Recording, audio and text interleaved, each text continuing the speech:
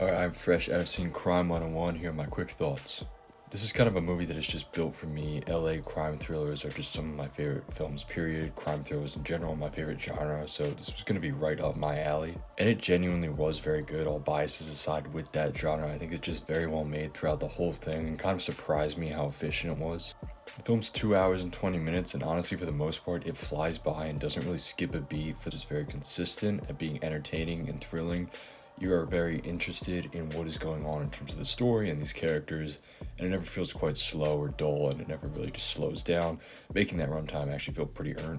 While the story is maybe a little bit familiar and definitely feels very influential from Michael Mann films, it still kind of stands on its own and is kind of interweaving some interesting ideas, and it's just kind of a gripping story from start to finish. I think definitely some cool ideas in how the crime is explored in Los Angeles, and I think also coming from these characters.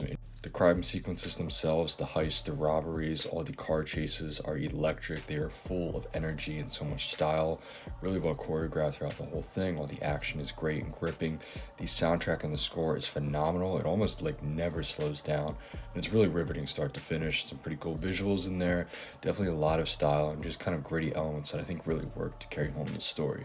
It's a film that does focus on its characters quite a bit, and again, not the most original sort of types of characters that we see in crime films, but they're pretty effective and feel a little unique, and the way that they kind of interweave throughout the film is pretty effective, and also just the performances in general are quite strong. I like Ruffalo in this sort of role. Barry Keoghan's a lot of fun, Halle Berry's quite strong, and Chris Hemsworth, even though I don't typically find him believable as this kind of, elusive jewel thief, given his size and stature, he kind of works for the personality of this type of character, where there's definitely some kind of subtle but effective nuances to him that I found kind of worked quite well.